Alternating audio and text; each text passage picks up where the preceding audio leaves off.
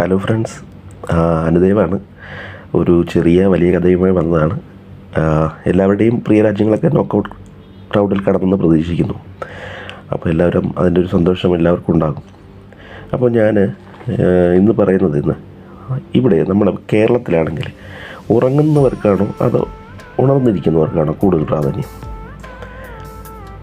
ഉണർന്നിരിക്കുന്നവർക്കായിരിക്കും അല്ലേ. ഇപ്പോൾ നമ്മുടെ കൂടെ ഒരു ഡ്രൈവിൽ പോകാമെന്ന് വെച്ചോ, കാറിൽ നമ്മൾ യാത്ര ചെയ്യുമ്പോൾ നമ്മുടെ സുഹൃത്ത് കൂടെ ഉണ്ടെന്ന് വെച്ചോ, കൂടെ ഇരുന്നിട്ട് ഇപ്പുറത്തിരുന്ന് ഉറങ്ങിയ നമ്മൾ സഡൻ ബ്രേക്ക് ഇട്ട് ഉണർത്തും അല്ലേ.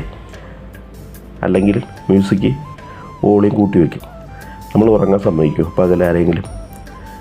പക്ഷേ ഇവിടെ അങ്ങനെയല്ല കേട്ടോ. UAE സംബന്ധിച്ചിടത്തോളം ഉറങ്ങുന്നവർക്കാണ് പ്രാധാന്യം. ഉറങ്ങുന്നവരെ ശല്യപ്പെടുത്തരുത് എന്നാണ് പൊതുവെയുള്ളൊരു നിയമം ഇവിടുത്തെ. അപ്പോൾ എൻ്റെ ഒരു സുഹൃത്ത് ഒരിക്കൽ എന്നോട് പറഞ്ഞത്, ഒരു നടന്ന കാര്യമാണ് അവൻ പറഞ്ഞത്. അതായത് ഒരാൾ കുടിച്ചിട്ടുണ്ട്, അതായത് മദ്യപിച്ചിട്ട് ഒരു ഫുട്പാത്തിൽ കിടന്ന് ഉറങ്ങിപ്പോയി.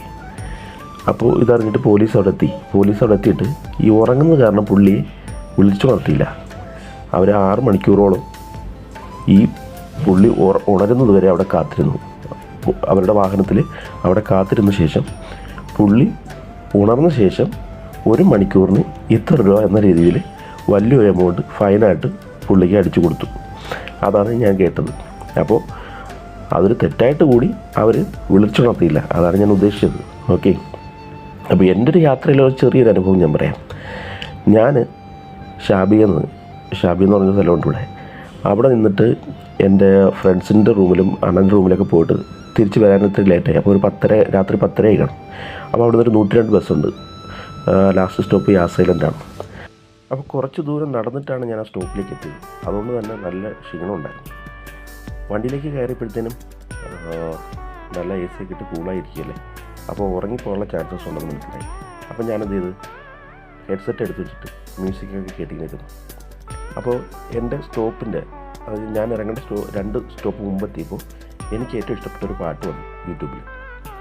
പാട്ട് വേറൊന്നുമല്ല, കരയാതെ കണ്ണുറങ്ങ് ആതിര കുഞ്ഞുറങ്ങ് മാറോടു ചേർന്നുറങ്ങ് താമരത്തേനുറങ്ങ്.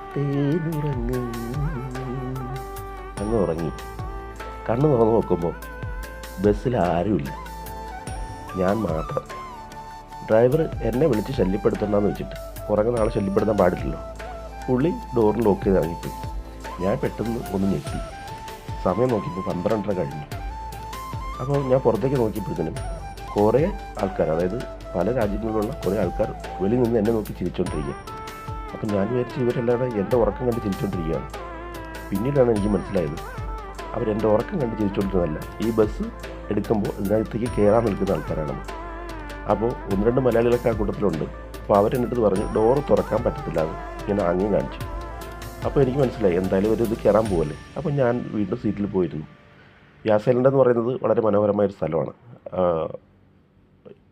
അമ്യൂസ്മെൻറ്റ് പാർക്കും കുറേ ലൈറ്റിങ്ങും കുറേ കമ്പനിയൊക്കെ ഉള്ള ഒരു സിറ്റിയാണ്. അപ്പോൾ തിരിച്ച് ഞാൻ ആ കാഴ്ചകളൊക്കെ കണ്ട് പെതുക്കെ ആ ബസ്സിൽ അടുത്ത സ്റ്റോപ്പ് തന്നെയാണ് എൻ്റെ ഇറങ്ങേണ്ടത്.